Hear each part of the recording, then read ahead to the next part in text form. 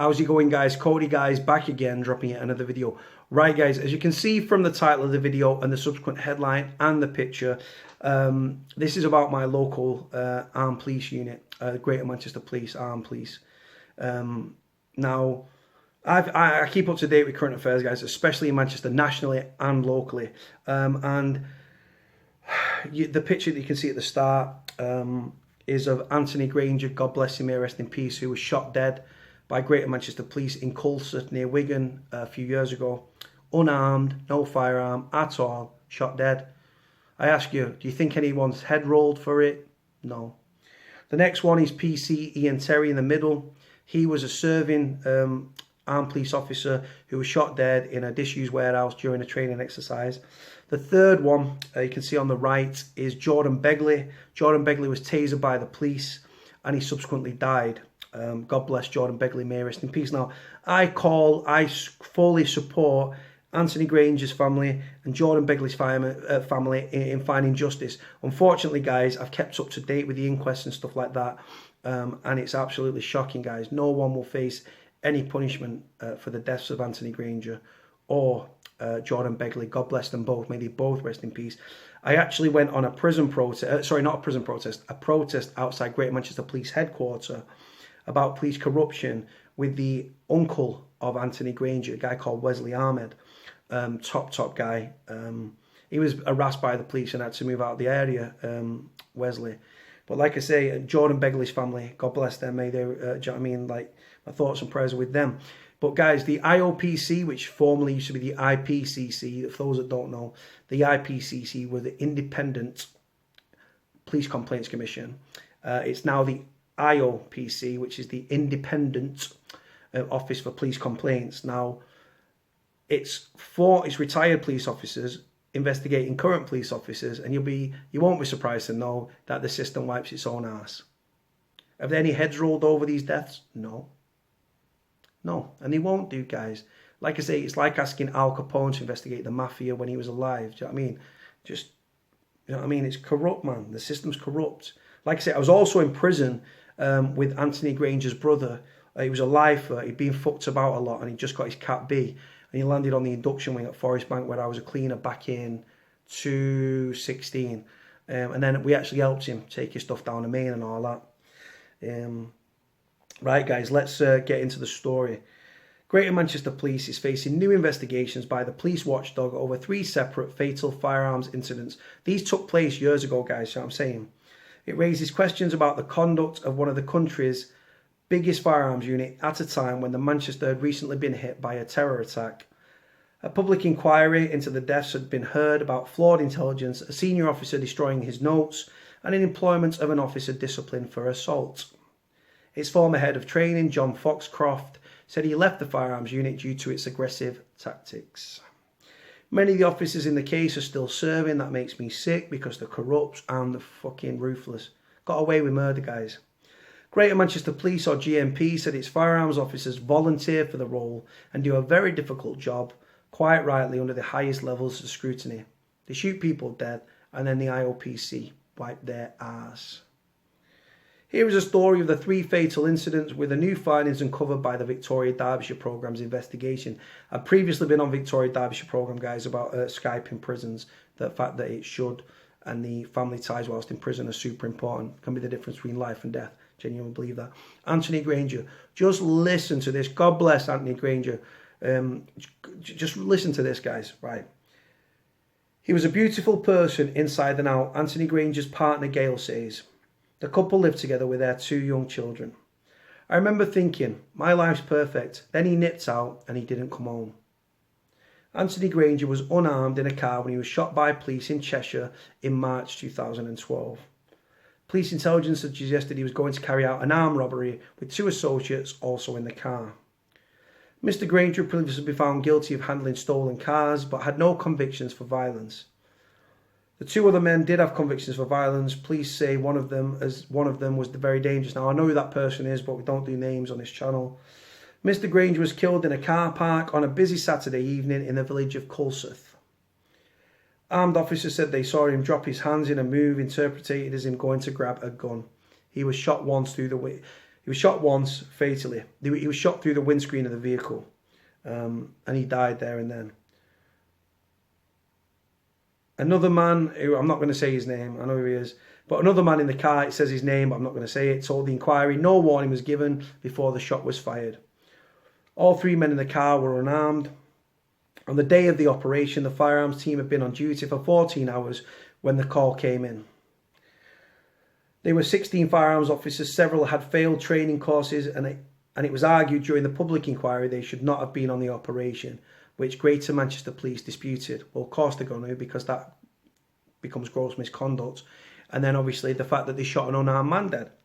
One officer, only known as X7, they don't give names out, do they, guys? Quick enough to name the convicts and stuff like that, the people, these alleged criminals or criminals, but they don't name the officers, just X7, who had directed the operation on the ground, had failed the firearms course. So right, look at this. The guy who directed the operation, himself had failed the firearms course with the Met Police, who had removed him earlier as his performance was adversely affecting other students.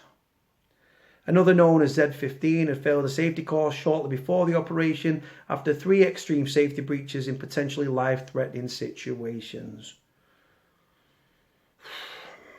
Martin Harding, a former superintendent and firearms officer with Greater Manchester Police, told the BBC, "A Fort Churches Manchester has got resilience, so there shouldn't be a reason why you would have someone in a job who wasn't trained to carry out their role." It's emerged during the public inquiry that the officer who fired the gun, referred to as Q9, had seriously injured a suspect during a previous arrest. They've got a licence to kill, guys, that's what it is. He'd also been disciplined for assaulting 2 people. He was cleared of 10 other separate serious assault allegations and remained a firearms officer. This was not the last serious case Q9 was involved in. We've discovered that there was another incident where his conduct was called into question. All the firearms officers in the Granger case were granted anonymity, surprise, surprise, so they'll not talk about the incident in detail because they want to sweep it under the carpet, guys. Questions over Mr. Granger's death go right to the top of Greater Manchester Police. The chief constable at the time was Peter Fahey. He stepped down because he didn't want heads to roll. During the public inquiry, Assistant Chief Constable apologised for changing the record of the operation leading up to Anthony Granger's death, and it was discovered the head of the firearms unit had destroyed his notes when he retired a year after the shooting. Surprise, surprise. The police watchdog has launched a new investigation into the case. It's the second time the Independent Police Complaints Commission... Oh no, apparently they still are. It's not the IOPC. It is still the IPCC, Independent Police Complaints Commission, has looked into the case, which is extremely rare. It told us it is examining evidence given at the public inquiry. Guys, the system wipes its own ass. Right, we move on to Ian Terry, who was a serving firearms unit officer. Ian Terry was a firearms officer with Greater Manchester Police in 2008. During a practice exercise at a disused factory, he voluntarily played the role of a criminal fleeing in a car. Well, that was his first mistake because he paid with his life, didn't he? But like I said, the officer probably thought, oh shit, he's really a criminal. Start popping shots, man. Popping shots. Fucking ruthless, man. Usually the decision made just that morning had been taken to use live rounds to make the exercise more realistic. In a disused warehouse, guys, right, there might be a lot of metal. You're going to get ricochets and stuff like that. Mr. Terry was shot by an officer using a shotgun loaded with so-called rip round cartridges. Deadly at close range. He died within minutes. Oh my God. The father of 2 was not wearing body armour. His father, Roy Terry, said the family were told he'd been involved in an accident at work. Probably said he tripped, slipped or fell. Have you had an accident? We were not allowed to believe it was some horrendous accident initially, which in the end transpired it really wasn't. The IPCC was scathing, calling the case a shocking wake-up call for Greater Manchester Police Firearms Unit. They don't say that in the death of Anthony Granger though, do they? Or Jordan Begley. An inquest jury in 2010 ruled Ian Terry had been unlawfully killed and that he would have been saved if his training had properly been prepared. His father, Roy Terry, said the exercise had been made too dangerous. We got the impression that the firearms units were more or less allowed to get on and do their own thing, he added.